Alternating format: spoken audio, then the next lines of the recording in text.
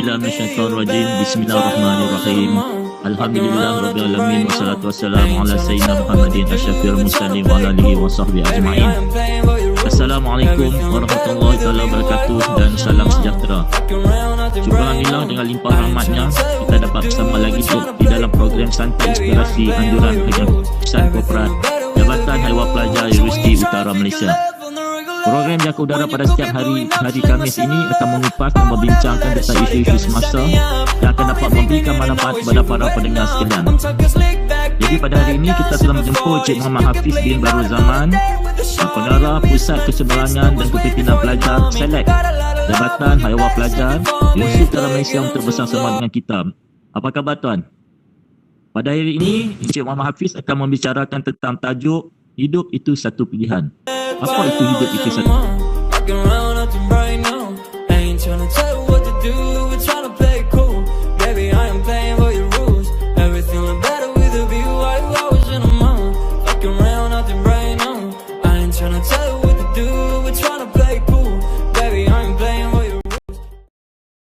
Salam biru warna, salam bulan Zulhijjah. Terima kasih kepada kekanda saya Encik Huzaidi. Seterusnya, tuan-tuan, puan-puan, ibu-ibu, bapa-bapa, saudara-saudari, mudah-mudahan dirahmati Allah Subhanahu Wa Taala. Pertamanya, marilah kita sama-sama memanjatkan kesyukuran pada Allah Subhanahu Wa Taala kerana pada pagi yang penuh barakah ini, di dalam bulan yang penuh kemuliaan, bulan yang dijanjikan dengan pelbagai gandaan pahala, bulan yang membawa kepada seruan haji, mengingat kembali kepada rumah Allah. Kita dapat bersama-sama pada pagi ini untuk kita berkongsi pandangan bersama saya dan tuan-tuan dan puan-puan yang mulia sekalian. InsyaAllah kita akan berkongsi dan berbincang berkaitan tentang satu tajuk yang saya kira sangat pendek, bunyinya pun ringkas, tetapi memberikan satu makna yang sangat berat dalam kehidupan harian kita. Pertamanya, izinkan saya untuk mengucapkan setinggi penghargaan kepada bahagian pengurusan korporat Jabatan Haiwan Pelajar Universiti Utara Malaysia yang memberikan ruang dan peluang untuk saya bersemuka dengan tuan-tuan dan perempuan secara live menerusi mungkin saya boleh katakan Webex dan juga melalui FB Live HCP dan YouTube HCP dan semua media sosial yang diguna pakai untuk pertemuan kita pada pagi ini. Tuan-tuan, puan-puan, saudara-saudari mati sekalian, sebelum saya memulakan bicara saya pada pagi ini, saya mengajak diri saya, tuan-tuan dan puan-puan, marilah sama-sama kita menelusuri sepotong ayat Al-Quran yang telah dirakamkan oleh Allah Subhanahu Wa Taala yang berbunyi, A'udzubillahi minasyaitonirrajim, Ya ayyuhan nasu inna khalaqnakum min dzakarin wa unsa وَجَعَلْنَاكُمْ شُعُوبًا وَقَبَائِلَ لِتَعَارَفُوا إِنَّ أَكْرَمَكُمْ عِنْدَ اللَّهِ أَتْقَاكُمْ إِنَّ اللَّهَ عَلِيمٌ خَبِيرٌ. Sadaqallahul azim. Tuan-tuan, puan-puan, saudara-saudari mati sekalian, di dalam ayat ini Allah Subhanahu Wa Taala telah menerangkan kepada kita bahawa manusia ini sebenarnya diciptakan secara berpasang-pasangan. Mafhum. Berpasang-pasangan.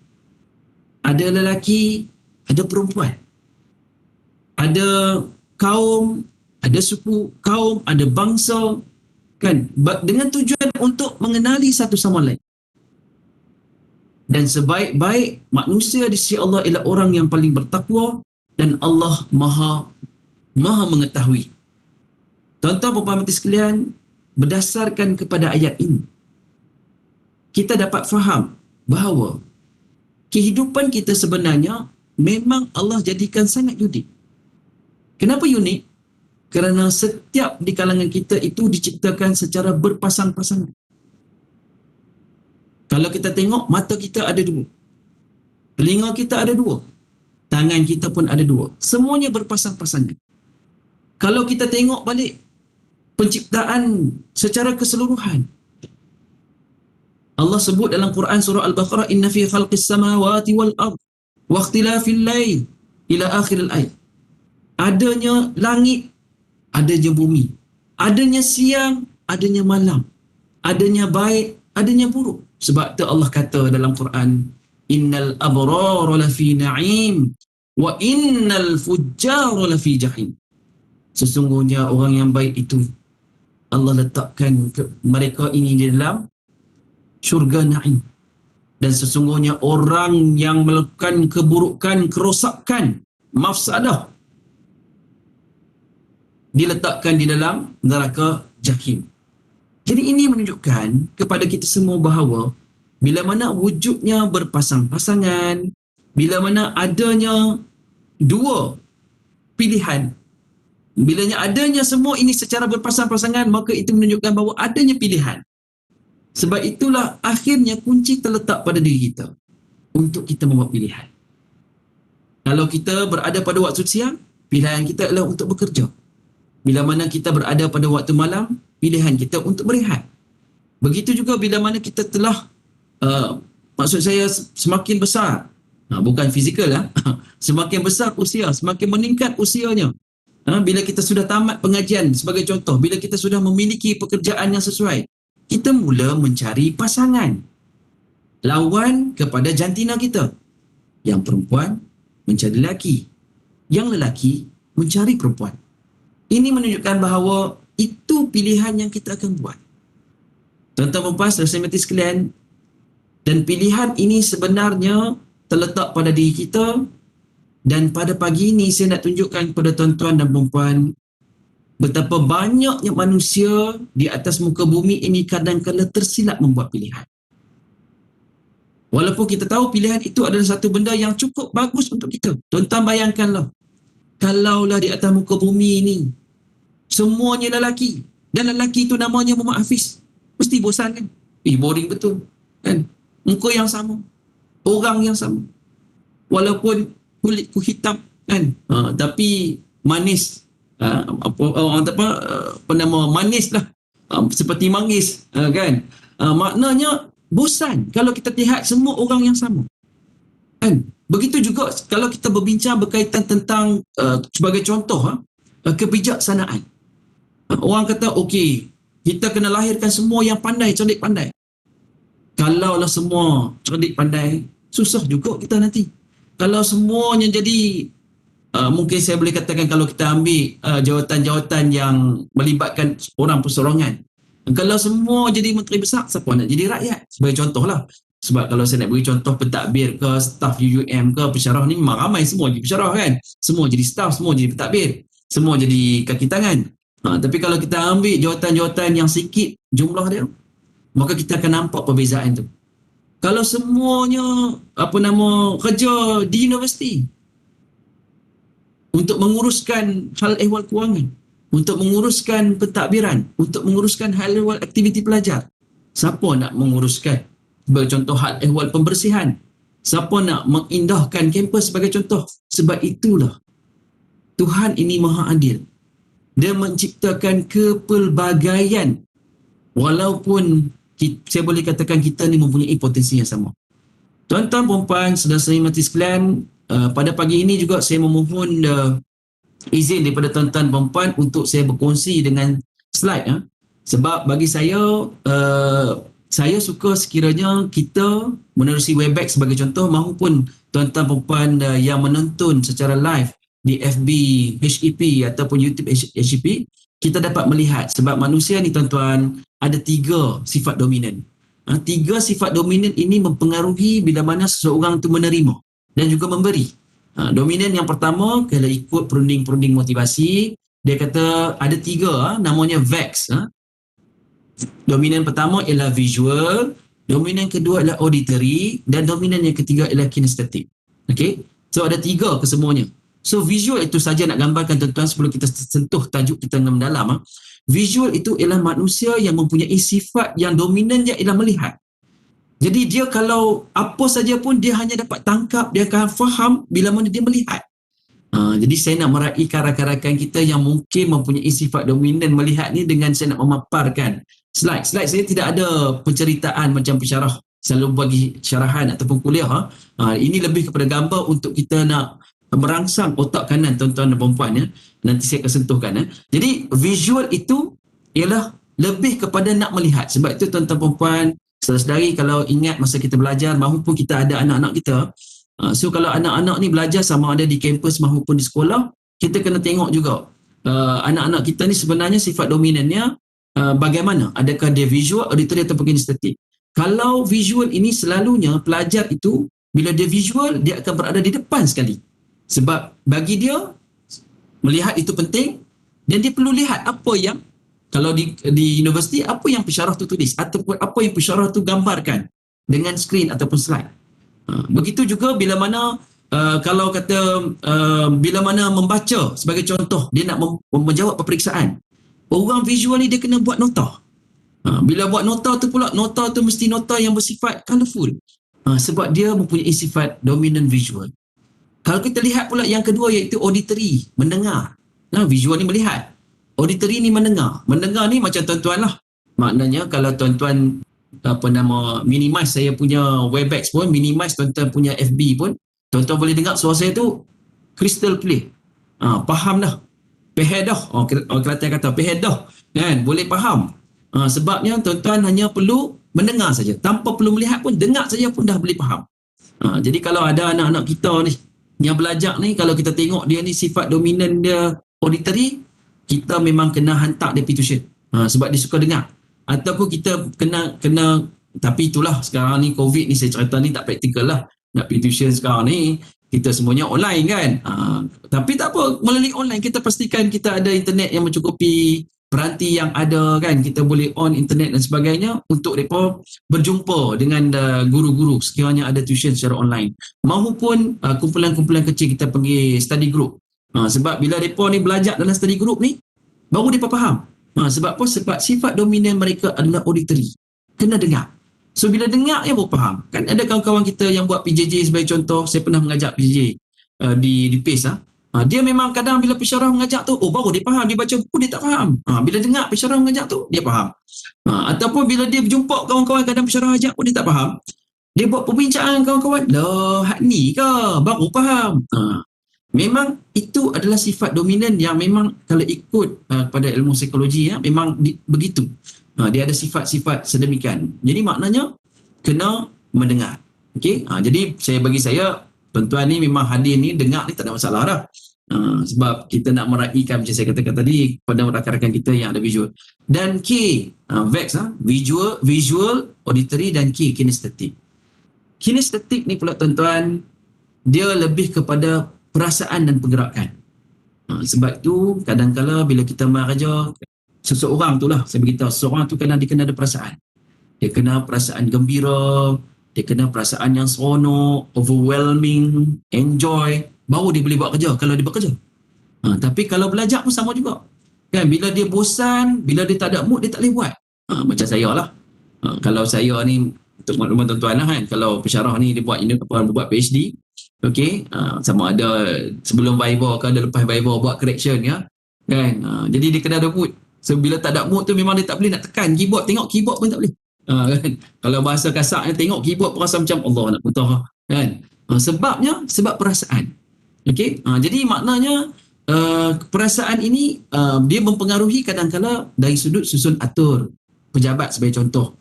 Kalau kita bekerja, kita ni mempunyai sifat dominan lebih kepada kinestetik, maka kita kena pastikan bilik kita tu selesa, ruangan persekitaran tu menarik, kemudian perasaan kita pun pagi-pagi tu kita ceria.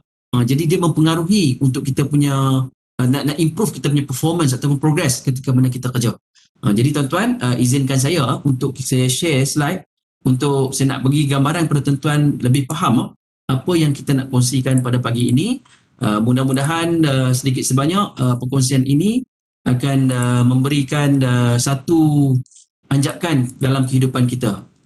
Jadi saudara-saudari, perempuan-perempuan, tuan-tuan perempuan, berikan saya sikit masa. Okey.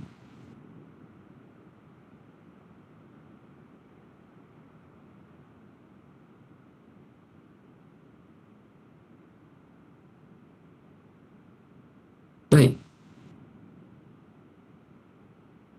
Tuan-tuan perempuan dan majlis sekalian, saya tahu mungkin akan kata gambar ni tak relevan. Kita kerja di UM kalau kita staff. Kan? Tapi Tapi tuan-tuan dan puan, saudara-saudari mati sekalian, saya nak tunjukkan gambar yang tuan-tuan dapat lihat di kaca skrin masing-masing. Inilah gambar mereka yang membuat pilihan, bagi saya pilihan yang salah. Seperti mana yang saya sebut di awal tadi, bahawa manusia ini diberikan oleh Allah Subhanahu Wa Taala pilihan, sama ada untuk menjadi baik ataupun tidak baik, sama ada untuk memilih untuk ke syurga maupun ke neraka, kalau kita berfikir secara spiritual ataupun mengikut agama.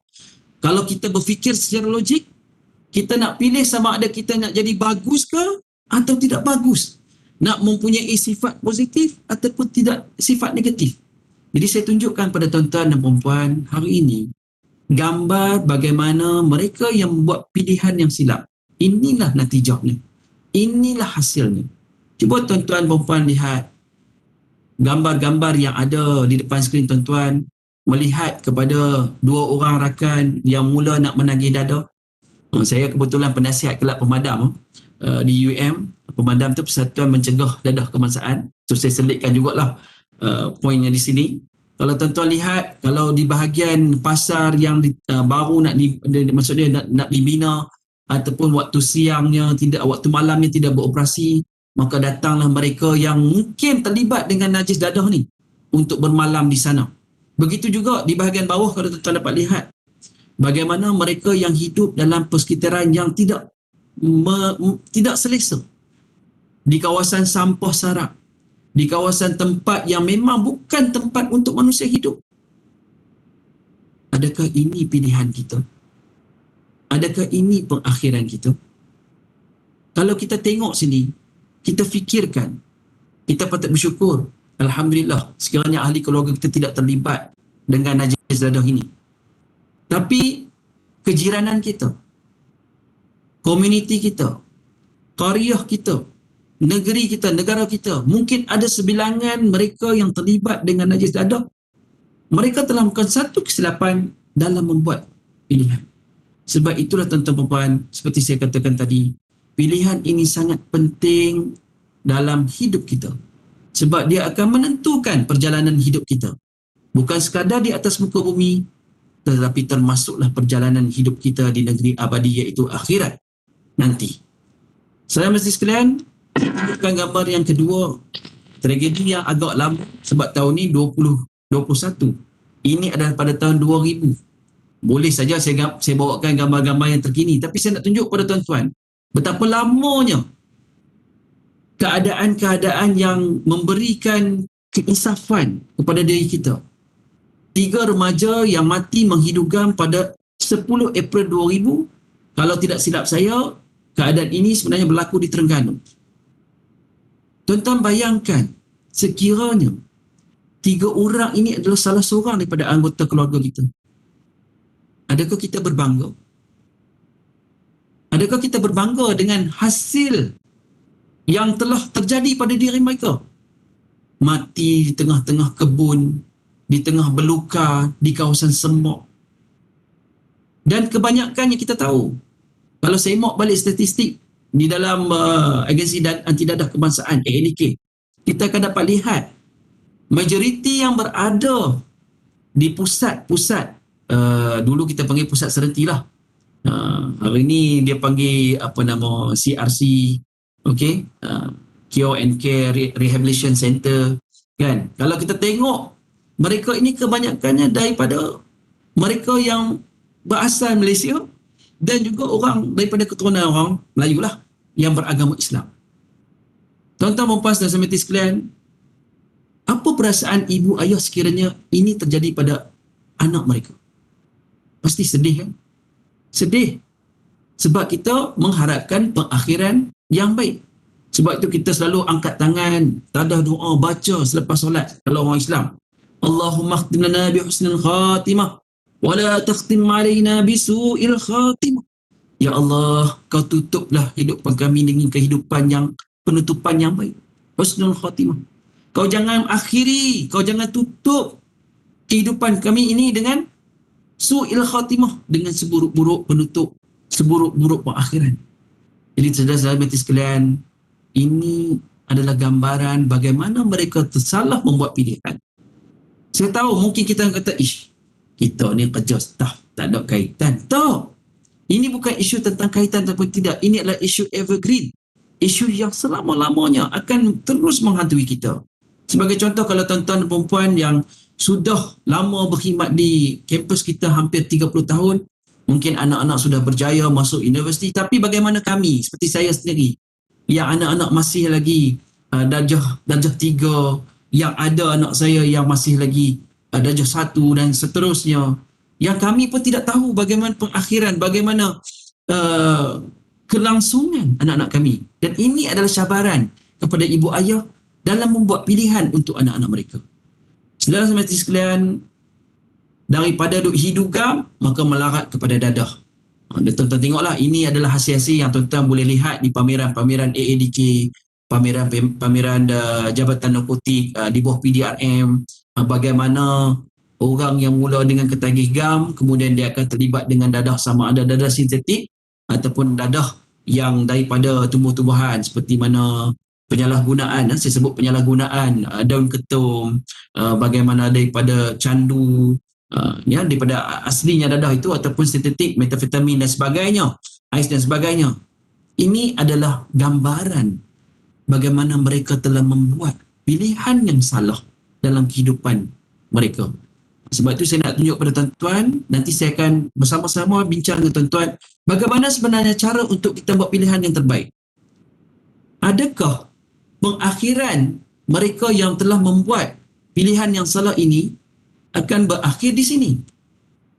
Saudara semeti sekalian, kalau saya tunjukkan gambar yang tuan-tuan nampak di depan skrin, cuba lihat gambar di sebelah kiri tuan-tuan, gambar orang yang telah dipegang kepalanya dalam keadaan yang tidak ada seurat benang yang menanti hukuman. Okey, itu kita panggil sebagai hukuman sebatan. Dan di sebelah kanan tuan-tuan akan nampak tali gantung. Ya, yang mana mereka yang akan menghadapi hukuman gantung atas beberapa kesalahan. Tuan-tuan, kalaulah saya tanya pada tuan-tuan, walaupun tuan-tuan mute lah, okey, dalam Webex, kalau saya tanya pada tuan-tuan, di antara gambar di kiri dan di kanan tuan-tuan, kalaulah kita diberikan pilihan untuk menerima hukuman, kita nak terima hukuman mana? Kiri ke kanan? Kan? Kiri atau kanan? Itu akan jadi satu persoalan lah kepada kita. Kita nak terima yang mana? Kiri atau kanan? Mungkin ada orang yang akan terima kiri. Baginya dia kata, tak apalah, lalang kena ni, kena pilah 10 sebatan pun, janji hidup. Ada orang yang dia tak mampu untuk menerima hukuman sebatan. Yang sanggup dia terima ialah hukuman gantung, kerana sekali ambil nyawa, terus. Mungkin terus tak ada di atas muka bumi bagi pandangan dia. Saudara mati sekalian, kalau tengok kepada slide saya yang seterusnya, pengalaman sebenar saya pernah melalui proses, maksud dia bukan masuk penjara dah. Kami zaman saya belajar dulu, saya pernah mungkin saya boleh katakan mengikuti program yang kami buat di bawah persatuan ketika itu, kita namakan sebagai Behind Bars. Di sebalik tirai besi, kami mendapat kelulusan daripada ketua pengarah Jabatan Penjara Malaysia ketika itu untuk berkampung selama 3 hari 2 malam. 3 hari 2 malam di penjara Air Molek di Johor Bahru. Kalau tuan-tuan orang Johor, tuan-tuan kepasan lah. Penjara Air Molek ni dia dekat JB, belakang daripada mahkamah tu. So kami buat 2 bas masa saya belajar dulu. Pergi 2 bas, kemudian kami bermalam selama 2 malam, 3 hari kami berada di sana. Dan permulaan maksud dia program itu bila mana kami berkumpul di dataran satu padang di JB tu dengan ditunggu Black Maria daripada Jabatan Penjara. Okey, nanti saya akan masukkan kembali gambar yang saya tunjuk pada tuan-tuan tadi. Tapi saya nak rangkumkan di antara pengalaman saya dan juga gambar tadi tu, pilihan kita tadi tu. Jadi bila mana Black Maria tu mai, tapi Black Maria Jabatan Penjara dia bukan Black Maria macam PDRM, warna biru, dia warna macam coklat sikit. Okey. Bila mana Black Maria tu mai, dia masuk dalam bas, kami duk ingat kata, ingat program macam biasalah. Kita student ni duk ingat program ada ucapan, dekan kan, ataupun masuk dulu ada briefing taklimat kepada. Masuk tu terus dia gari kami di atas bas tu. Angkut kami masuk Black Maria tu, dua Black Maria, hak perempuan masuk perempuan, hak lelaki masuk lelaki, penuh dalam tu. Tapi kami macam biasa sebab program kita boleh tanggung gambar. Saya minta maaf saya tak masukkan gambar sini sebab cerita ni cerita 15 tahun, 16 tahun sudah, nak cari balik gambar tu mencabar jugalah. Jadi tapi gambar tu ada dalam saya punya hadis. So masuk ke sana tuan-tuan pembantu sekalian, saya nak tunjukkan tadi pada tuan-tuan, adakah itu pilihan mereka yang telah tersalah membuat pilihan. Maknanya mereka terlibat dengan kesalahan yang bertentangan dengan undang-undang, akhirnya mereka dihukum masuk penjara, dan kami merasai sebenarnya pengalaman itu. Yang mana pengalaman ini yang kami rasai ini sebenarnya telah ditemubual oleh wartawan daripada Rusia. Sebab Rusia ketika itu kagum sebab dia kata program tidak pernah lagi ada program di mana pelajar dibenarkan untuk menginap di menginap di penjara selama 3 hari 2 malam. Dia sangat kagum. Sebab kita tahu kan sejarah Rusia ni negara komunis. Jadi kemungkinan besar dia tak mau tunjuk-tunjuklah benda-benda yang mungkinlah sedemikian. Jadi program tadi tu saya ringkaskan balik bila kami masuk penjara tu sebab dia di antara penjara yang terlama selain daripada penjara Pudu. Penjara Molek ni di antara penjara terlama di Malaysia. Dekat tak silap saya pada waktu tu tahun 2006 dalam saya ingat usia dia dah menjangkau 100 lebih dah tahun penjara Molek tu. Maknanya ketika itu dia telah diserahkan kepada pihak muzium. Mula di bawah kawalan penjara, kemudian penjara sediakan kepada muzium. Kemudian saya dimaklumkan hari ini digezetkan kembali menjadi penjara sebab kita terlampau banyak banduan terutamanya melibatkan kadang-kadang melibatkan banduan asing lah yang perlu ditempatkan sehingga tak cukup kapasiti penjara. Jadi penjara-penjara lama ni perlu dihidupkan semula. Tuan-tuan pembantu sekalian, bila kami masuk berada dalam penjara itu mengikuti program Behind Bars tu selama 3 hari 2 malam, sangat menyedihkan. Sangat menyedihkan tuan-tuan perempuan. Sebab apa? Layanan yang diberikan itu, ya kita dilayan seperti manusia biasa, tetapi keadaan itu, situasi dan kondisi dalam penjara itu sangat menyedihkan lah. Tuan-tuan masuk penjara tu, benda pertama tuan-tuan kena buat ialah kena cop 10 jari. Dia pun buat sebiji lah. Buat memang ikut aturan kami ni, kira mula tangkap tu sampai habis program tu memang dia layan betul-betul macam panduan. Mukanya tak senyum, warden penjara kan. Masuk tu kami kena cop jari 10 jari. Saya tanya lah habis program, pasal apa nak cop 10 jari? Sebab dia kata nak buktikan bahawa mula masuk penjara tu ada 10. Takut-takutlah sekejap lagi tinggal 9 ke tinggal 8. Oi, tuan-tuan, dalam penjara apa-apa pun boleh berlaku. Bukan sebab warden tak tengok dan sebagainya. Tak. Sebab bila mana dah bercampur dengan banduan yang betul-betul banduan, yang saya katakan banduan, maksudnya penjenayah, mereka boleh buat apa saja. Kami kena cop 10 jari, kami kena buka baju, diperiksa, kami diberikan makan ubat siap-siap, ditimbang berat kami, barang-barang kami disilkan, diletakkan dalam kotak yang kami kena ingat kotak tersebut, kemudian dibacakan kepada kami kesalahan kami. Saya ingat lagi saya punya kelakar lah kesalahan yang diberikan tu. Kesalahan di bawah undang-undang syariah. Saya tahu je tentang faham undang-undang syariah ni. Dia selalunya dia isu tentang bersekedudukan lah. Tapi disebabkan warden penjara tu, dia layan kita macam betul-betul. So dia beritahu bila dia baca tu, kesalahan kita, anda telah melakukan kesalahan di bawah seksyen berapa yang mengakibatkan anda telah dipenjara berapa lama sebagainya. Betul kita tanya, ni buat tak mana ni? Dia kata, kita pun dah program, kita pun mereka cerita, buat, dalam kereta, tak mana waktu bila? Dia tanya semua. Jadi kita pun lebih kurang macam itulah saya nak ringkaskan. Jadi tuan-tuan, masuk tu, bila kita ni sebagai pelajar main dengan penuh niat untuk berprogram ni, dengan penuh semangat dan iltizam, sebab kita tahu kadang-kadang penjara ni sebenarnya dia memang sinonim dengan kesalahan. Tapi ada juga penjara, kalau kita tengok balik, telusuri balik sejarah-sejarah, penjara ini diberikan kepada mereka-mereka yang sebenarnya seorang yang dizalimi. Contoh bagaimana Nabi Yusuf yang telah ditangkap oleh pemerintah Mesir masuk penjara. Kita tengok kalau selepas daripada zaman Nabi Yusuf, kita tengok zaman-zaman ulama sebagai contoh, Syed Qutb dimasukkan dalam penjara, bahkan Profesor Hamka sendiri pun dimasukkan dalam penjara, yang mereka ini semua menulis tafsir-tafsir Al-Quran. Ketika tu kami semangat muda pelajar ketika tu, kita pun semangatlah bawa Qurannya kan. Kemudian saya ingat lagi bawa pun Bruce Lee kalau boleh paling mahal lah, sebab nak merasai kehidupan penjara. Belilah Orbi. Masuk penjara tu, bila kami bagi bruh gigi kami tu dikepok sehingga tinggal kepala bruhnya. Batang bruh tak ada, tinggal kepala bruhnya. So, saya kawan-kawan tengok, oh sedih. Beli bruh gigi sampai RM11 kena kepok betul. Bila tanya balik, habis program lah kita tanya balik pasal apa kepok. Dia abang lah. Tujuan dia kepok. Orang Kedah lah, saya minta maaf ke dalam ni ada orang yang bukan orang Kedah lah, aku tak faham ni angkat tangan lah. Okay. Kepok tu ni lah kan. Patahkan brus tu. Tanya pasal apa kepok? Sebab dia kata brus ini kadang-kala boleh jadikan senjata oleh penjenayah. Banduan lah maksudnya. Banduan yang penjenayah lah. Jadikan senjata. So, mereka akan ambil brus tu, mereka akan tonyong dekat dinding, dia akan jadi runcing dan senjata tajam. Selalunya ada beberapa keadaan lah. Dan keadaan yang kerap berlaku kalau dalam penjara tu, dululah saya cerita, zaman lah mereka tak bagi dah macam tu kan. Kerap berlaku ialah pertama isu makanan. Jadi kadang-kadang makan, saya cerita tuan-tuan saya masuk penjara yang molek tu, Allahu Akbar. Makan paling sedap saya pernah rasa makan penjara lah. Jadi itu saya tanya nak masuk penjara kan? Nak makan sedap masuk penjara? Tak lah, bukanlah macam tu. Tapi saya nak beritahu memang makan cukup sedap. Dia bagi portion memang semua dapat. Nama ayam seorang satu. Tapi bila penjenayah ni, bila dulu masa dia bergelar penjenayah sebelum dia masuk penjara, dia kan dah terbiasa dengan kehidupan selesa.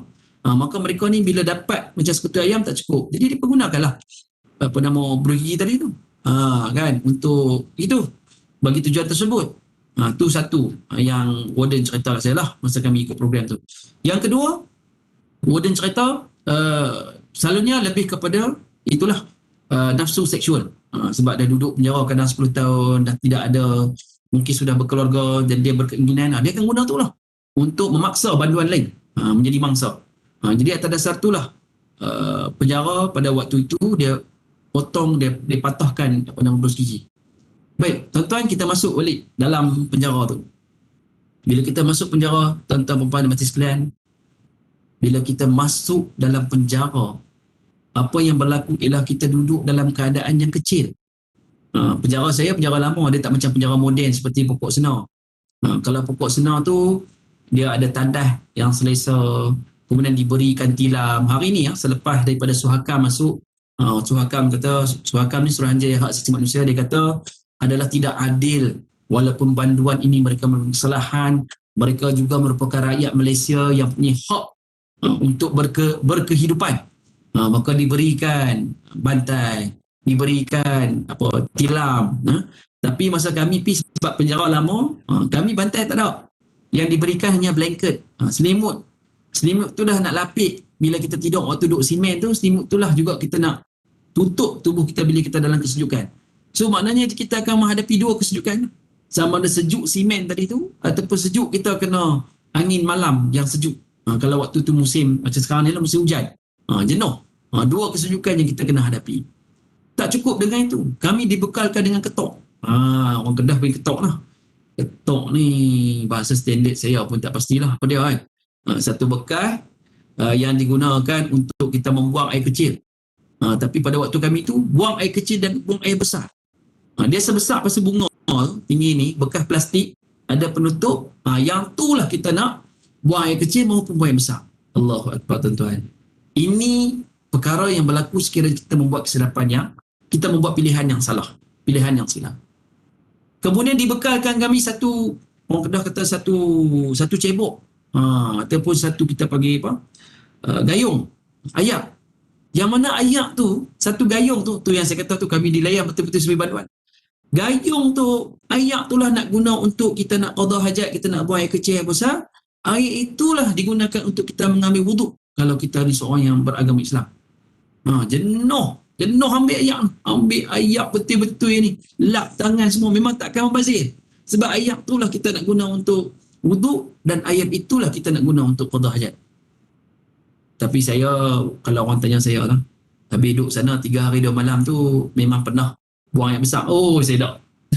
Tapi dalam kami 80 orang tu ada seorang kawan kami. Dia kata, kena buang kat dia kata. Sanggup dia. Saya tak sanggup. Tak sanggup kan. Sebab tak sanggup sebab kita anggap dia, minta maaf sebutlah benda ni kan. Tak sanggup sebab kita anggap benda tu program. Tapi kawan saya dia kata, bila lagi kita nak rasa je lah. nak rasa nak qada hajat buang yang besar kat penjara kan. Lepas ni mungkin tak masuk dia kata kan. Jadi itu peristiwa berlaku dengan keadaan nak mandi pun tuan-tuan ada kiraan. Kami kena duduk master dulu. Master tu mana duduk bertinggung, duduk ramai-ramai tunggu giliran masuk dalam toilet. Tapi toilet ni tak sama macam toilet di Pokok Senar lah. Ni yang lama sebab nama penjara lama. Dia ada kola, masuk 5 orang, kemudian warden akan duduk kat luar, dia akan kira kiraan untuk mandi. Gayung satu sedia, dah bunyi macam nak masuk silat lah. Kan? Tapi bukan masuk silat. Gayung satu sedia tu, bahasa standard gayung. Kita orang Kedah panggil cebok kan. Jadi kita pegang rakyat tu. Dah pegang cebok tu kira nak cebok kan. Gayung satu. Dia pun sebut 1 sampai 5. Okay. Bila sebut habis 5, dia atas sabun. Jadi kita pun ambil sabun. Sabun tu, gayung 6 sedia. 6. Sampai dah 10. Habis 10, duduk balik kita bertinggung, tunggu kawan kita lain mandi. Ni macam dah duduk dalam satu jemaah lah. Kan? Maknanya daripada awal sampai habis orang tunggu kita tunggu orang. Itu kehidupan yang berlaku. Tentang mati sekalian, saya tunjukkan balik gambar yang kami pun ditunjukkan praktikal di sana. Tuan-tuan mati sekalian, kalau tuan-tuan tengok gambar kiri dan kanan, kita tengok bahagian gambar kiri tu, gambar yang mana dikenakan hukuman sebatan. Ini adalah sebatan konvensional di dalam penjara. Walaupun banduan itu melakukan kesalahan undang-undang syariah maupun undang-undang jenayah di bawah kanun keseksaan, mereka ditempatkan di penjara yang sama. Ini yang pertama. Yang kedua, hukuman mereka sekiranya mereka dikenakan hukuman sebatan sebagai contoh, sebatan tersebut berbeza. Kalau di bawah undang-undang syariah, rotan yang diberikan itu tidak setebal seperti mana rotan yang digunakan untuk hukuman sebatan konvensional. Okey? Begitu juga dengan orang yang akan menjadi tukang sebat. Kalau bahasa kita panggil tukang sebat lah. Mereka ni juga mestilah mereka yang bertauliah, yang ada kita katakan sebagai lesen lah untuk membuat sebatan. Dan sebatan yang mereka buat ni pun berserta elang. Tuan-tuan, ingat senang tau. Nak sebat. Sebat pun boleh dapat elang. Okey? Jadi sebatan ni pula tuan-tuan, dia ada dia punya cara dia juga. Kalau tuan-tuan tengok dalam gambar ni, saya tutup lah di bahagian yang tidak sepatutnya kita lihat lah. Saya minta maaf saya sebut di bahagian punggung sebagai contoh. Kalau sebatan konvensional, sebatan itu mestilah bila disebat tu, dan sebatan tu mesti melukakan. Itu memang dia punya polisi dia. Dan bila dia sebat tu pula, dia tak boleh sebat terus tarik. Ni hasil daripada saya ikut program tu lah, penceritaan begitu. So dia bila sebat itu, bila disebat, katakanlah ini bahagian belakang kita, saya minta maaf, ni memang santai, saya macam cerita. Jadi tuan-tuan, disebat di bahagian belakang tu, dia akan tarik. Dia tak akan, dia maksudnya dia akan lorongkan. Dia tak akan pukul kemudian tarik naik atas. Macam kita, kalau ayah kita dulu-dulu kan, guna rotan nak didik kita tu, dia pukul tak, dia tarik macam tu kan. Tak. Dia akan jatuh rotan tu, kena di bahagian belakang tu, kemudian dia akan lerekkan. Baik tuan-tuan, kenapa nak lerekkan? Kami tanya lah pasal tu kan. So, dia kata kerana tujuan dia ialah untuk supaya tidak menjadi kecederaan yang teruk kepada banduan tersebut. Sebab kalau dia bagi rotan tu tiba-tiba, kulit rotan tu lekat pada rotan, dia tarik, tuan-tuan boleh bayanglah kan. Bagaimana perasaan seseorang yang dahlah bahagian yang di antara yang paling lembut dalam tubuh badan manusia ni, tiba-tiba lekat pula dekat rotan tu, ditarik. Allah, panjanglah contoh, saya tak mau contoh tu kan. Yang ni dia kena lorongkan. Dan mereka ni dipantau oleh pegawai mereka, tukang sebat ni, dan ada kesalahan dan akan dianggap sebagai satu kesilapan dan kesalahan lah kalau tukang sebat ni melakukan sebatan yang salah. Okey, baik tuan-tuan mati sekalian, cuba tengok gambar kanan tuan-tuan. Kalau tuan-tuan tengok gambar kanan ni, tuan-tuan akan lihat tali gantung. Tali gantung ni tuan-tuan, kalau tuan-tuan refer kepada laman Agensi Anti Dadah Kebangsaan, AADK, dia ada ceritakan dalam Facebook dia, ada ceritakan tentang tali gantung ni. Tali gantung ni dibuat daripada tali jut, dan kita tahu tali jut ni adalah tali daripada kapal. Okey, kemudian di bahagian bawah kalau tuan-tuan tengok, bahagian ini sebenarnya tali ini telah disalut dengan kulit yang kita sebut sebagai kulit lembu. Kenapa kulit lembu? Kerana kulit ini sebenarnya lebih lembut dan tidak akan mencederakan banduan yang akan menjalani hukuman gantung. Di Malaysia, hukuman mati ialah hukuman gantung. Dan banduan yang akan menjalani hukuman ini dipanggil sebagai banduan akhir ataupun kita panggil sebagai death row dalam bahasa Inggeris. So kami pun dalam ni pun adalah program kami ni pun diberikan juga lah. Saya ingat masa tu presiden saya diberikan bilik untuk bantuan akhir disebabkan penjara tu penjara lama, maka apa yang berlaku ialah bilik tersebut tidak hanya dibekalkan dengan tilam, dibekalkan dengan bantai, dibekalkan dengan tandas. Macam saya kata pada tuan-tuan tadi, kalau bilik kami tadi dibekalkan ketoknya, tilam, bantai pun tak ada. Tetapi dalam bantuan akhir ni dibekalkan benda tu. Bila kami tanya balik, habis program tanya pengarah kenapa bantuan akhir diberikan tu, kerana dia kata itu keistimewaan bantuan akhir. Kerana pada waktu itu bantuan akhir akan rasa insaf. Dia akan teringat balik bila sebelum dilaksanakan hukuman gantung, dia akan teringat balik zaman dia kecil dulu bagaimana ibu dia menidurkan dia di atas tilam yang empuk. Dan pada waktu itu dia akan menghargai saat-saat yang sangat bernilai. Bagaimana dia akan mengambil wuduk dia yang terakhir untuk menunaikan solat, sunat taubat kalau dia orang yang beragama Islam. Kan? Bagaimana ketika itu dia akan rasa sangat-sangat rasa seperti di rumah. Sebab segala kelengkapan itu ada. Walaupun tidaklah sesempurna kita di rumah. Saudara-saudari, tuan-tuan dan puan sekalian, tali gantung ini harga dia lebih kurang 4,000 ke 5,000. Bukan sekadar harga 4,000 5,000 sebelum diserahkan kepada Jabatan Penjara Malaysia. Tali gantung ini akan dicuba terlebih dahulu, diikat dengan berat lebih kurang 90 kg dengan masa yang diikat gantung tu lebih kurang 72 jam sebab nak menguji kekuatan tali gantung ini. Dan tali gantung ini akan diletakkan dalam peti besi sebab dia dianggap sebagai satu senjata. Tuan-tuan dan puan sekalian, bila mereka menjadi bantuan akhir, kalau saya tanya pada tuan-tuan dan puan lah, apakah jenis kesalahan? Ni kita masuk undang-undang jenayah sikit lah. Apakah jenis kesalahan yang selalunya menyebabkan seorang itu dikenakan hukuman gantung? Tuan-tuan tahu tak?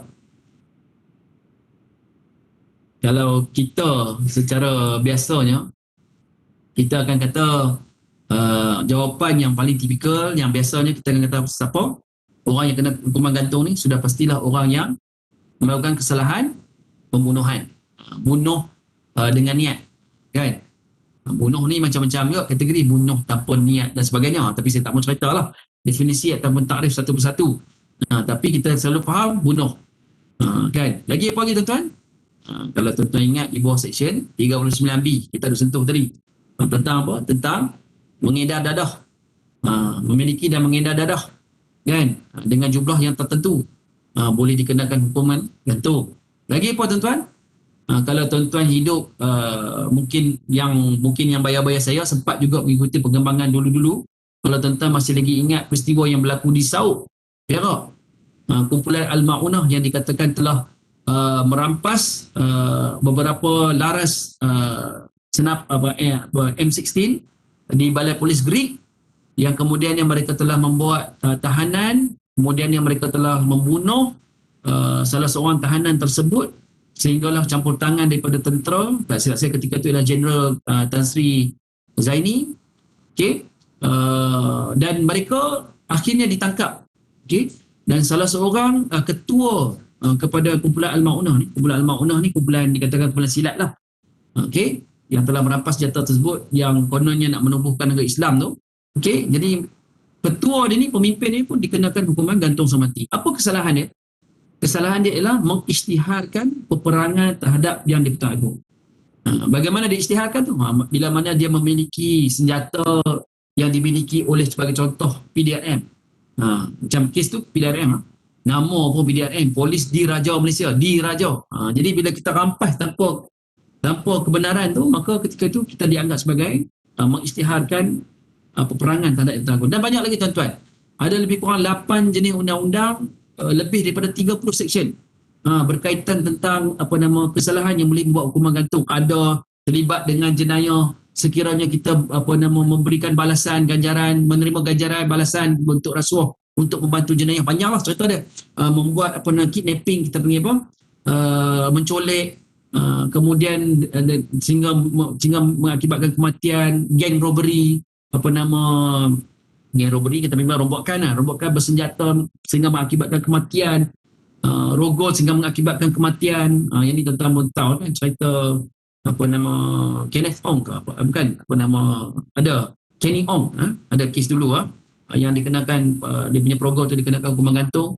Dan banyak lagi tuan-tuan, banyaklah saya nak sebut ni, memiliki senjata api pun tanpa lesen pun, apa nama, adalah part-part yang tertentu dalam jadual senjata api pun boleh menyebabkan seorang itu dikenakan hukuman gantung sampai mati.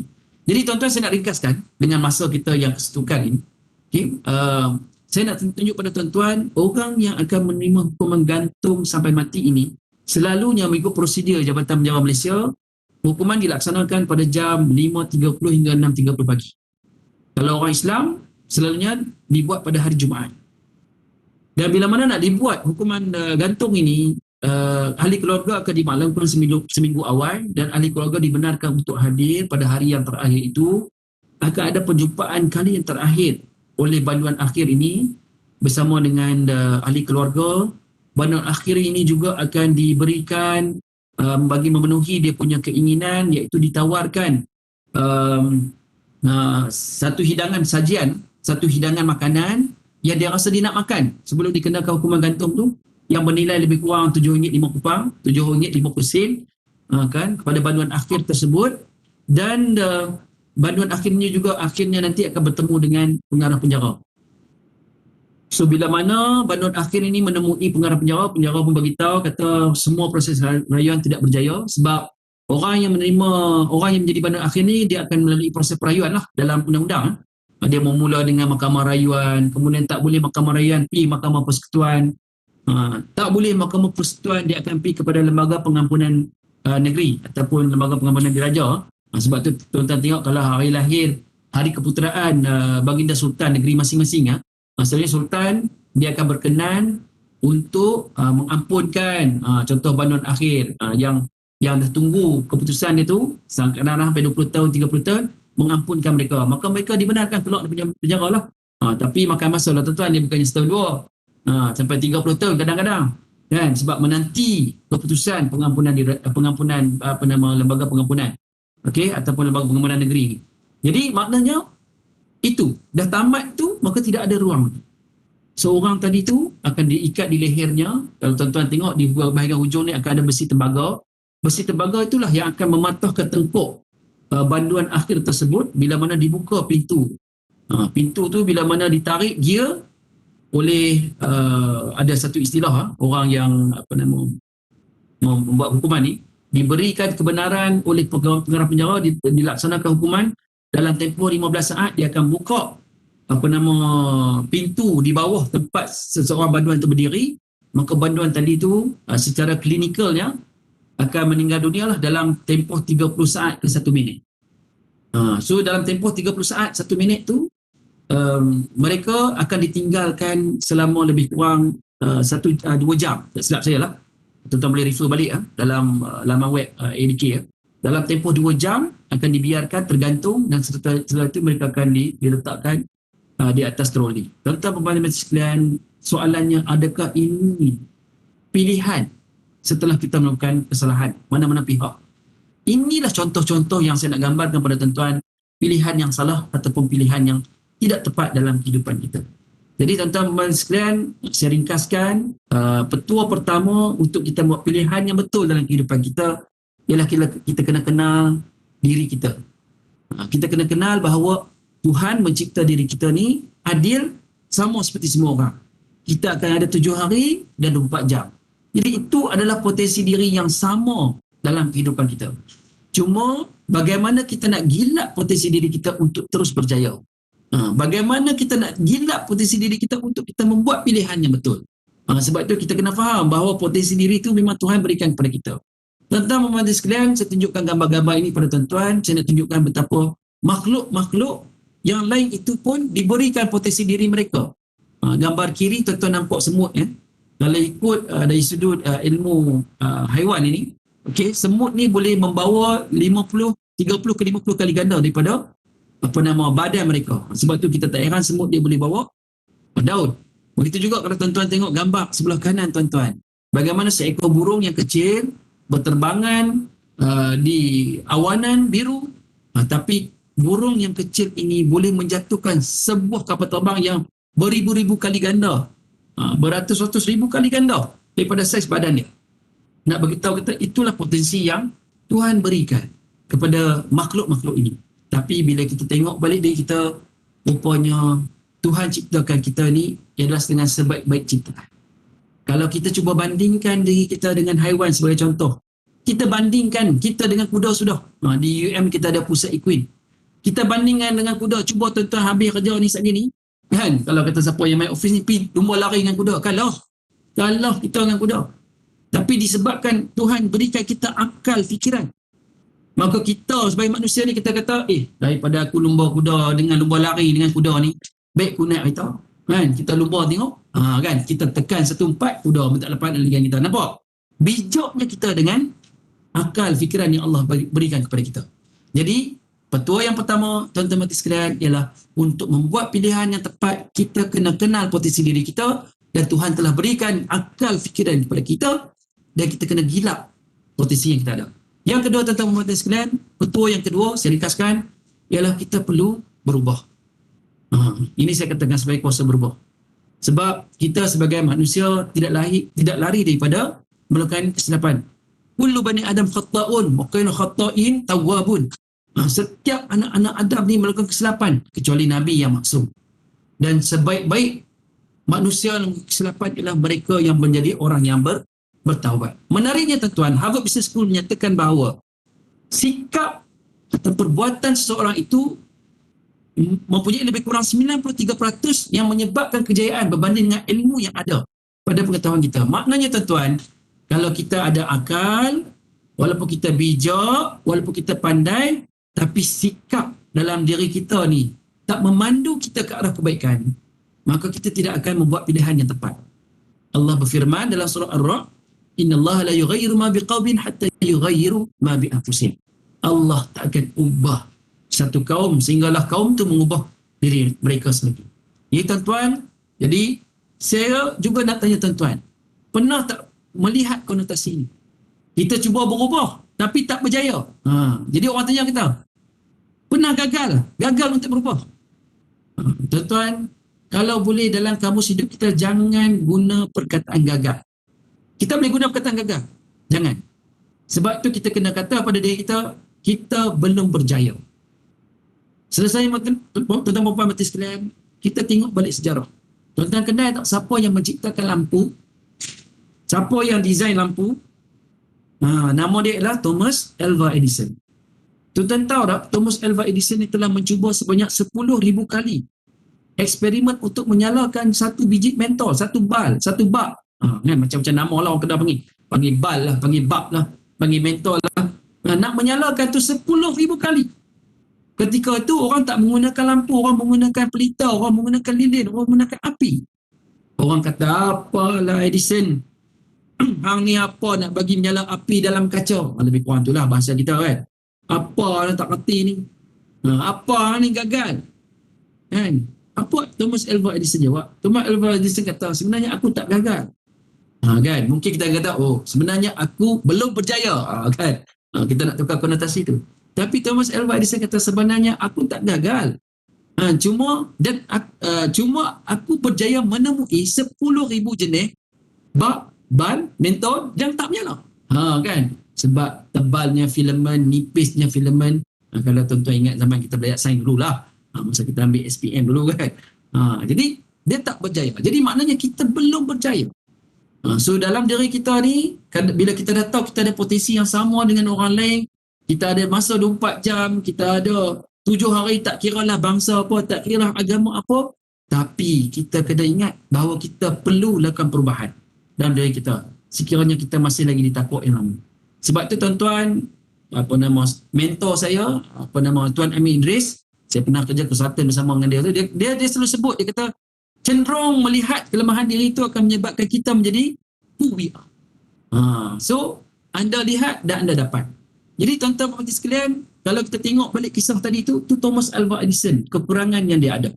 Kalau kita lihat balik, telusuri balik ke sejarah-sejarah sebelum ni, ramai orang yang berjaya, mereka meninggalkan kelemahan yang ada dalam diri mereka. Mereka terus melakukan perubahan, mereka terus melakukan anjakan, mereka terus nak berubah.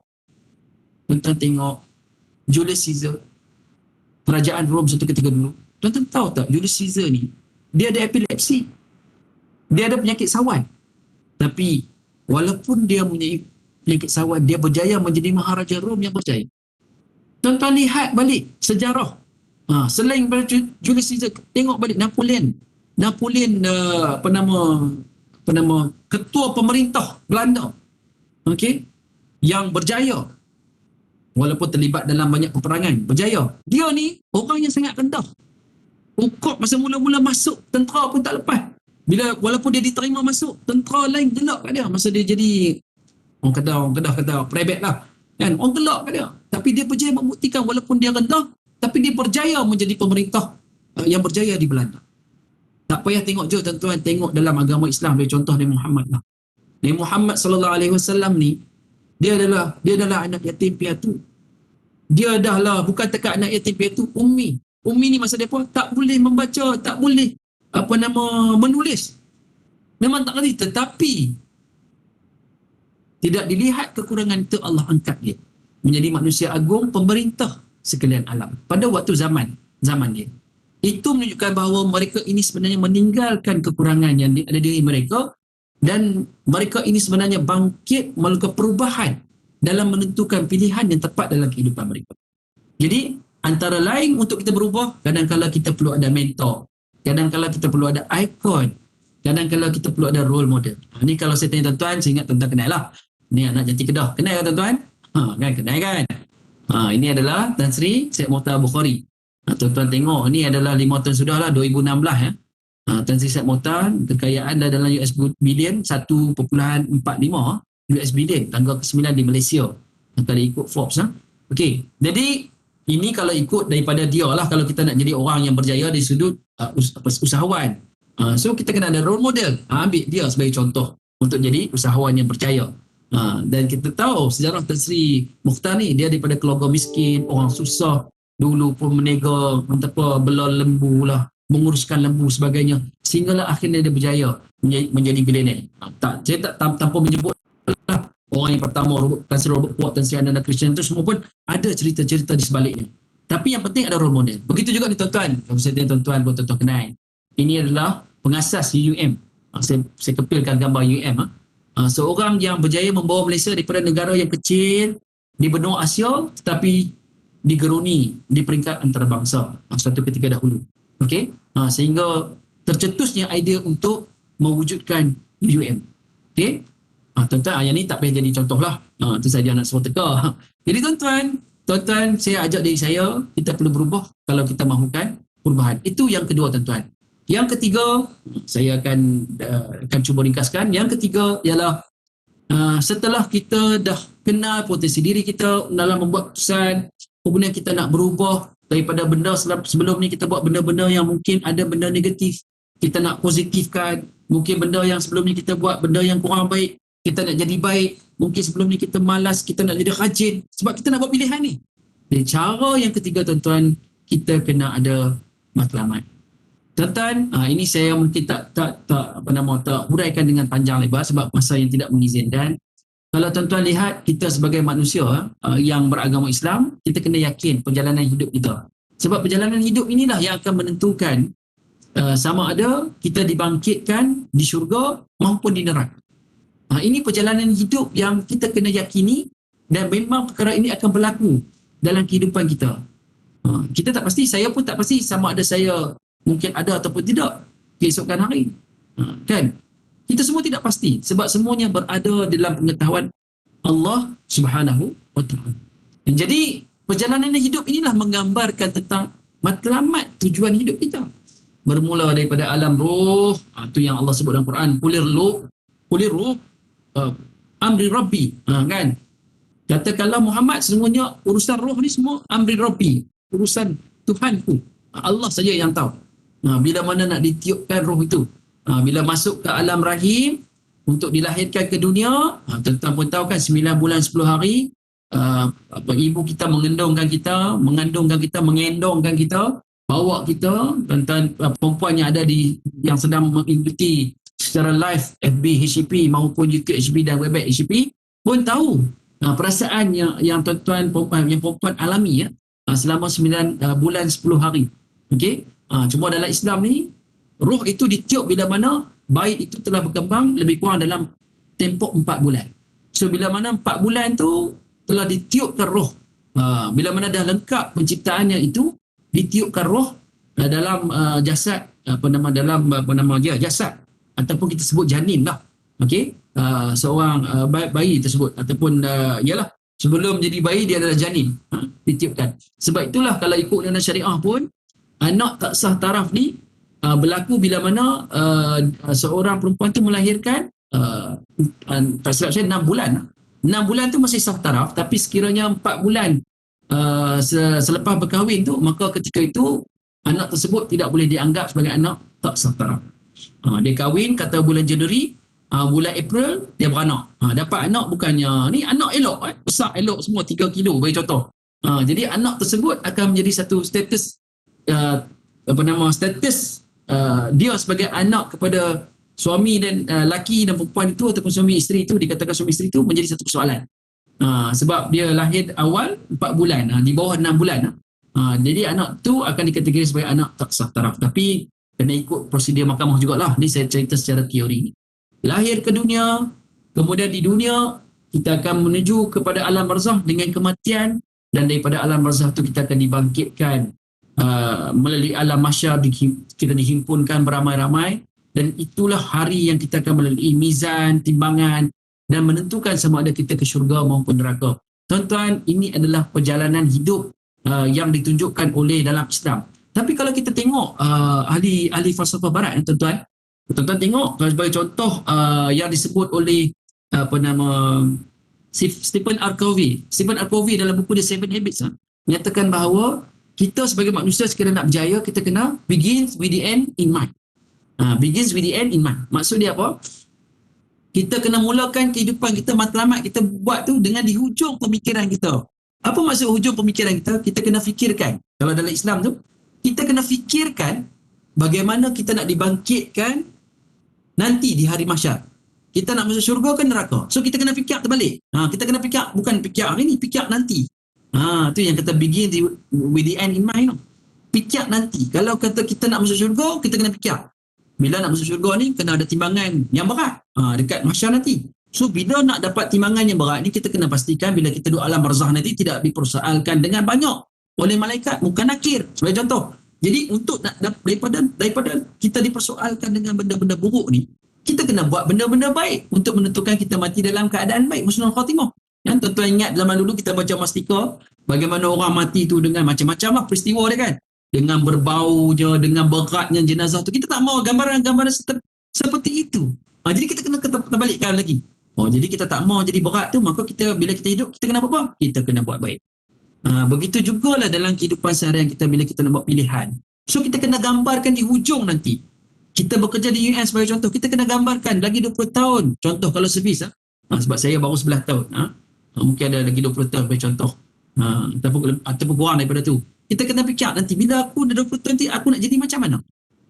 Dalam kita membuat pilihan. Begitu juga pilihan bukan diri kita. Ahli keluarga kita. Anak-anak kita. Isteri kita. Kan? Kita kena fikirkan. Tak cukup dengan itu sumbangan kita. Kita kena fikirkan. Bagaimana kita nak membangunkan bangsa sebagai contoh. Bangsa kita, bangsa Malaysia. Apa sumbangan yang kita perlu bagi? Itu persoalan-persoalan yang kita perlu jawab. Ini dikatakan Imam Ghazali. Kalau kita tengok ni, kita nak ke syurga neraka, cara dibangkitkan menentukan cara kita mati.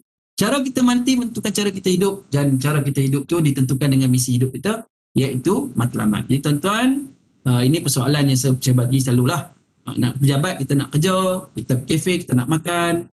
Jadi semuanya bermula dengan niat. Dan niat itu digambarkan matlamat. Innamal a'malu bin niat. Hadis yang diriwayat oleh ini dikeluarkan oleh Ibnu Umar, diriwayatkan oleh Sahih Bukhari dan Muslim. Okey, jadi kita kena gambarkan matlamat kita. Cara nak gambarkan, kita berimajinasi. Sebab tu tuan-tuan tengok Albert Einstein kata imagination is more important than knowledge. Kata siapa? Kata Albert Einstein. Dia kata imaginasi itu lebih penting daripada ilmu. Sebab apa? Sebab gambaran kita untuk kita membuat matlamat kita itu sangat penting. Macam saya katakan tadi lah, tuan-tuan tengok Imam Ghazali pun sebut Kita kena gambarkan kita nak duduk syurga nanti macam mana. Menentukan daripada cara kita mati. Cara dibangkitkan menentukan cara kita mati. Cara mati kita tentukan dengan cara kita hidup. Iaitulah kita kena ada matlamat hidup. Kalau dalam Islam ni, matlamat hidup kita dua saja. Yang pertama, ibadah. Wa ma khalaqtul jinna wal insa illa liya'budun. Yang kedua, wa idh qala rabbuka lil malaikati inni ja'ilun fil ardi khalifah. Kita dalam surah Baqarah, kita dituntut untuk menjadi pemimpin. Dan pemimpin itu bukan sekadar pemimpin yang bertitlekan bos, bukan sekadar pemimpin bertitlekan pangkat, tetapi pemimpin yang masukkan ini pemimpin termasuklah memimpin diri kita, memimpin ahli keluarga kita. Jadi tuan-tuan, untuk kita membina matlamat kita kena berimajinasi. Sebab itulah kalau tuan-tuan tengok zaman-zaman kita dulu, zaman kita kecil-kecil dulu, kita selalu dibuaikan dengan cerita Mak Jenin. Jangan jadi seperti mana Mak Jenin. Saya ada terbaca, even saya punya mentor saya Tuan Haji Ahmad Fadzil Yusof selalu menyebut dalam ceramah-ceramah dia, menyatakan bahawa Mak Jenin ni sebenarnya adalah satu cerita yang betul tetapi digambarkan secara salah oleh penjajah British ketika itu. Sebab dia berlaku sebelum daripada kita mencapai kemerdekaan. So dia selalu, British ni selalu memberikan pemahaman kepada anak-anak bangsa ketika itu supaya tidak menuntut kemerdekaan. Tidak mempunyai imajinasi. Jangan kita fikirkan bagaimana kita nak memerdekakan negara kita. Jadi dia kata jangan jadi macam Mak Jenin. Kerana apa? Tengoklah, jadi kalau Mak Jenin yang suka berangan-angan, akhirnya dia mati jatuh pokok. Tuan-tuan mati sekalian, saya bagi saya masa 5 minit sebelum saya sudahi ya. Tuan-tuan mati sekalian, tuan-tuan lihat balik seperti Mak Jenin. Apa masalah Mak Jenin? Mak Jenin ni masalah dia ialah satu saja, iaitu dia berimajinasi pada tempat yang salah. Kan saya tak mau cerita lah. Tuan-tuan ingat cerita Mak Jenin tu kan. Dan akhirnya dia berimpikan dia akan berkahwin dengan puteri raja. Tempat dia salah, tu yang kesilapan dia. Dia duduk di atas pokok yang tinggi, dia terpijak pelepah yang rapuh yang dah mati, akhirnya dia jatuh. Itu yang kesilapan dia, iaitu dia berimajinasi pada tempat yang salah. Tetapi berimajinasi bukan satu kesalahan. Macam tuan-tuan, kita semua macam saya sendiri, saya pesan diri saya. Sekejap bos tanya, dah buat dah kau kerja ni? Tak bos, tak buat lagi. Saya tengah berimajinasi. Penceramah kata orang itu berimajinasi. Salah lah tu kan. Sebab berada tempat yang salah. Duduk kat meja, duduk berlangut komputer, duduk fikir kan. Salah lah. Patutnya kita fikir bukan pada waktu kita buat kerja tu, kita nak kena fikir kat rumah siap-siap dah. Maknanya kita, kalau tidak, kita pun jadi macam Mak Jenin lah. Berimajinasi pada tempat yang salah. Ini tuan-tuan, saya sekadar tunjuklah. Kita boleh buat matlamat pilihan kita untuk keluarga kita. Bina matlamat untuk kita buat pilihan. Kerjaya kita, sumbangan kita. Tuan-tuan boleh buatlah 10 tahun ke, 20 tahun ke, jangka masa pendek, jangka masa panjang. Tapi tuan-tuan kena guna ni. Akal yang Allah berikan, otak beri kepada kita ni, ada dua hemisfera. Ada hemisfera kanan, hemisfera kiri. Kiri ni lebih pada logik, kanan ni lebih kepada lebih kepada Allah Muhammad kita katakan sebagai warna, kreativiti, gambaran, imajinasi. Ni semua di belah kanan. Di belah kiri ni logik, analisis, nombor, fakta, ayat, ni sebelah kiri. Kebanyakan daripada kita menggunakan otak kiri daripada menggunakan otak kanan. Tetapi kalau tengok dalam buku 7 Habits, Stephen Covey kata, kita kena gunakan kedua-dua otak sebab kita kena rangsang otak kanan, berfikir, bayangkan, nak gambarkan. Bila kita gambarkan tu, insya-Allah kita akan membuat pilihan yang tepat. Tuan-tuan mati sekalian, sebab itulah kalau tuan-tuan lihat satu buku, saya nak sudahi dah, dalam masa 2 minit ini saya akan sudahi. Dan kalau tuan-tuan lihat dalam satu buku yang ditulis oleh Brian Tracy, Eat That Frog, dia menyatakan bahawa perlunya kita membuat matlamat kita tu dan kita tulis. Tuan-tuan, zaman hari ni tak perlu macam dulu. Dulu kita ambil kertas A4 kita tulis. Boleh lagi, macam tu pun boleh. Ambil kertas A4 tampai kat bilik kita tulis. Sebab tu tuan-tuan tengok plan strategik, kan, kita ada tulisan tu ada. Kita akan ada semakkan, bengkel semakkan plan strategik. Teras berapa tuan-tuan duduk? Teras 2 ke, teras 6 ke, teras 5 ke? Sebab benda tu tertulis. Itu matlamat kita, itu KPI kita, itu sasaran kita. Tahun 2021 kita nak capai begini dan begini. So benda tu kena ada. Tapi kalau tuan-tuan ada handphone, tuan-tuan boleh gunakan handphone, kita buat dream board dia panggil. Boleh buat dalam handphone kita, tulis apa yang kita nak capai. 10 tahun lagi apa nak jadi pada kita. 10 tahun lagi anak-anak kita bagaimana. Apa sumbangan kita, apa kerjaya kehidupan kita. Sebab itu pilihan kita. Dan ini disebut oleh Brian Tracy. Termasuklah tuan-tuan disebut oleh Stephen Harvey. Dan kita kena baca matlamat kita. Tuan-tuan tengok kisah yang dibawakan dalam 5 petua orang berjaya oleh Tuan Haji Ahmad Fadzil Yusof dalam bukunya. Dia beritahu kata Conrad Hilton. Conrad Hilton, kalau tuan-tuan tahu, Conrad Hilton ni adalah moyang kepada Paris Hilton. Kalau sebut Paris Hilton tu mungkin orang lebih kenal daripada Conrad Hilton. Paris Hilton ni seorang artis, selebriti yang mana dia mewarisi kekayaan atuk dia tu, moyang dia tu dengan hotel Hilton di seluruh dunia. Tuan-tuan, di Malaysia saja pun tuan-tuan kira lah banyak hotel yang berjenamakan Hilton. Okey? Jadi Conrad Hilton ni pada tahun 1929 dia ada hotel, tapi hotel dia ketika itu dengan masalah ekonomi dunia hampir muflis. Lalu dia tengok dalam sebuah majalah, dia tengok Waldorf Hotel. Waldorf Hotel ketika itu mempunyai lebih kurang, tak silap saya, 1,000 staf dengan 2,000 bilik dengan dan beberapa lagi lah fasiliti yang sangat hebat. Lalu Conrad Hilton buat apa? Conrad Hilton gunting gambar majalah yang memaparkan Hotel Waldorf tu. Dia gunting, dia letak dalam wallet dia. Setiap hari dia akan tengok. Dia kata dia akan menjadi orang yang lebih berjaya daripada Waldorf Hotel. Kemudian bila dia semakin naik sikit hotel dia, dia ambil keratan tadi tu, dia letakkan. Zaman dulu kan kita ada meja, kemudian kita akan letak di atas meja tu gambar-gambar, kemudian kita letak kaca kan. Dia tengok daripada atas tu. Dia selitkan di atas kaca. Setiap hari dia akan pasti baca matlamat yang dia nak capai. Dan akhirnya tuan-tuan dan sekalian, pada tahun 1949, Conrad Hilton berjaya membeli hotel, Waldorf Hotel yang sangat terkenal pada waktu itu. Tuan-tuan boleh Google tengok.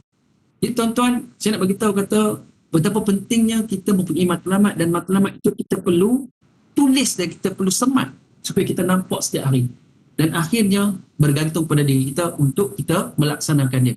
Ya tuan-tuan dan sekalian, matlamat itu penting. Kalau tuan-tuan lihat bagaimana Rasulullah SAW ketika mana dalam peperangan Khandaq, bila mana Rasulullah menggali kan, bila dia gali tu dia ketuk bismillah ya Allahu akbar, dia ketuk, waktu dia sebut aku nampak istana putih, bismillah ya Allahu akbar, ketuk aku nampak istana hijau, dan ada satu lagi istana lah. Tapi ulama telah menafsirkan, dan Rasulullah pun bila para sahabat tanya apa dimaksudkan dengan nampak istana putih, ketika itu Nabi kata dia nampak bahawa Islam akan menakluk Rom, Islam akan menakluk Persia, ketika itu negara-negara besar kan, okey. Jadi Rasulullah tunjuk pada kita bahawa dia bukan sekadar kita perlu buat matlamat, gambaran yang Rasulullah tunjuk tu kita akan menakluk semua tu, maksud dia berjaya di atas muka bumi. Tapi Rasulullah mengetuk batu juga, dalam mengorek juga Khandaq ataupun kita panggil sebagai parit tu. Sambil dia ketuk disebut. Maknanya matlamat kita itu tidak hanya tulis, kita baca, tapi kita dan insyaAllah je. Tuan-tuan, saya tutup dengan pertemuan kita pada hari ini. Saya minta maaf guna masa sikit lagi. Saya tutup seminit dengan hasil yang kita rangkumkan pada hari ini.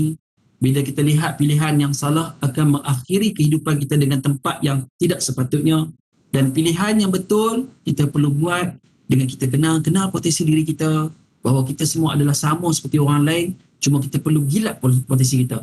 Macam mana kita nak gilat potensi kita? Kita perlu berubah, dan kita perlu berubah bukannya esok, bukannya lusa, tapi hari ini. Kita perlu membuat anjakan unjuran-unjuran positif dalam kehidupan kita. Yang ketiga, tuan-tuan dan puan-puan sekalian, bukan sekadar kita kita berubah, tapi dalam berubah itu kita kena membina matlamat. Dalam memandu kita membuat pilihan yang tepat. Kita tidak mahu kita ni seperti mana kapal di lautan yang dipanggil sebagai cruise nowhere. Tuan-tuan tahu di Penang, kalau tuan-tuan pergi ada kapal cruise besar, kita boleh ambil kapal cruise tu, berada di atas kapal cruise tu, kemudian kapal cruise tu akan berada di tengah lautan. Kita menikmati lautan tersebut, tapi kapal itu tidak ke mana, hanya berada di tengah lautan. Tidak tahu hala tuju. Itu disebut sebagai cruise nowhere. Jadi, adakah kita mahu kehidupan kita dalam membuat pilihan itu tidak ada tujuan? Kita tidak mahu seperti itu. Kita tidak mahu orang yang berada di satu kawasan yang tidak ada kompas. Bila mana dia seorang yang asing, berada di tempat yang asing, dia tidak ada kompas dan dia tidak tahu ke mana dia pergi. Kita tidak mahu menjadi seperti itu. Dan semuanya tuan-tuan mati sekalian, saya rangkumkan, kita perlu melalui dengan proses pengorbanan. Tuan-tuan, Saya tunjuk tuan-tuan, ini adalah Suhazli dalam tahun 2004 yang lalu, seorang kanak kecil yang tidak mempunyai tangan, yang tidak mempunyai kaki. Tuan-tuan, Suhazli lahir dalam keadaan yang tidak sama seperti rakan-rakannya yang lain, yang boleh berlari, yang boleh makan dengan tangannya sendiri. Tetapi tuan-tuan perempuan mati sekalian, Suhazli terpaksa dipimpin oleh ibu dia setiap hari ke sekolah di Kelantan. Suatu hari, Suhazli menerima sekeping surat.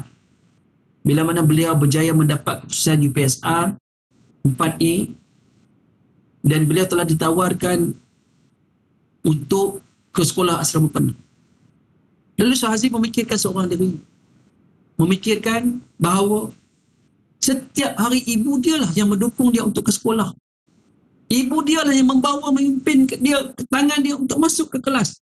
Tapi kalau dia masuk ke dalam sekolah asrama penuh, siapa yang akan bawa dia? Siapa yang akan pimpin dia? Tuan-tuan perempuan mati sekalian, ini adalah mereka yang dilahirkan dengan begitu sempurna, dari sudut hati mereka sempurna, kerana mereka meninggalkan segala kekurangan dan mereka melihat dengan potensi yang ada dalam diri mereka.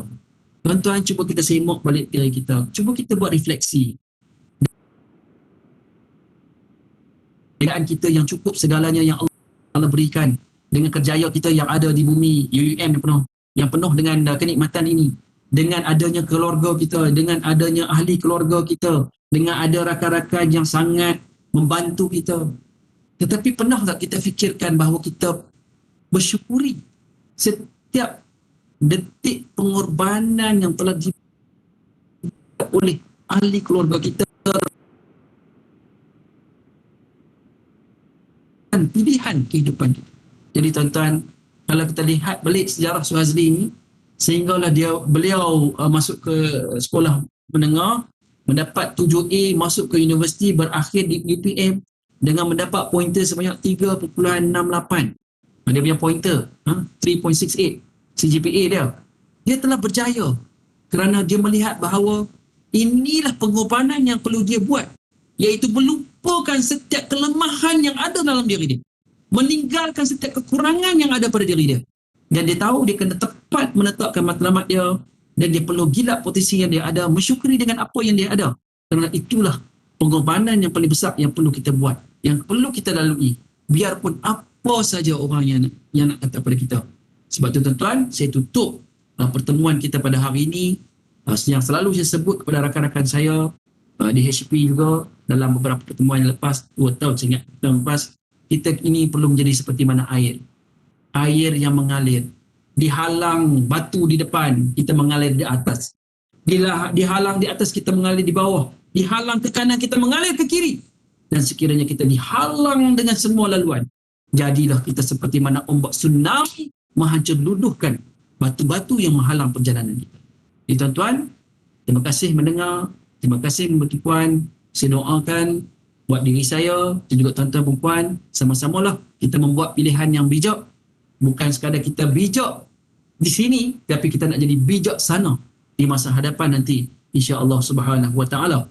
Dan dalam bulan Zulhijjah ini, yang kita tahu dalam bulan pengorbanan, walaupun saya tidak sempat sentuh kisah berkaitan pengorbanan yang dibuat oleh Nabi Ibrahim alaihissalam yang meninggalkan anak kandung tersayangnya Nabi Ismail di bumi Mekah, sehingga berlakunya proses pengorbanan itu. Tapi kita ambil segala pengajaran ini, satu ibrah, satu faedah, istifadah dalam diri kita, bahawa kita perlu semat, kita perlu banyak berkorban, kita perlu menghargai orang yang berkorban, seperti mana yang berlaku pada hari ini bila mana pandemik COVID-19 berlaku di UUM sebagai contoh. Saya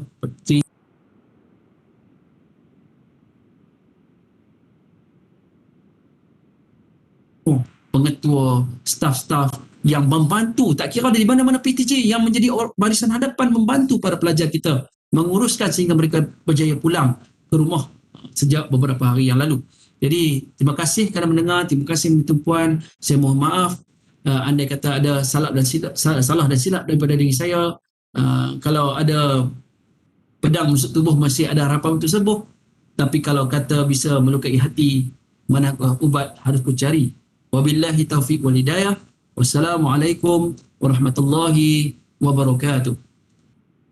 Saya serahkan kembali kepada uh, Encik Huzaidi. Jika ada soalan atau pertanyaan kepada Encik Hafiz, terbuka untuk pertanyaan.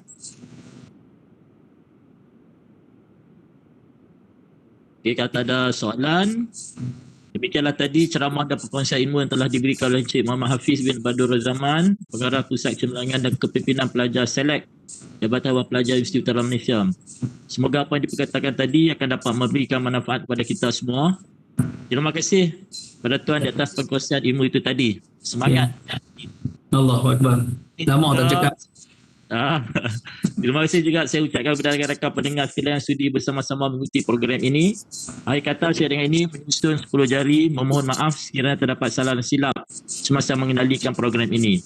Dengan itu, sekian wala taufiq. Wassalamualaikum warahmatullahi wabarakatuh dan terima kasih. Assalamualaikum warahmatullahi wabarakatuh. Masih semua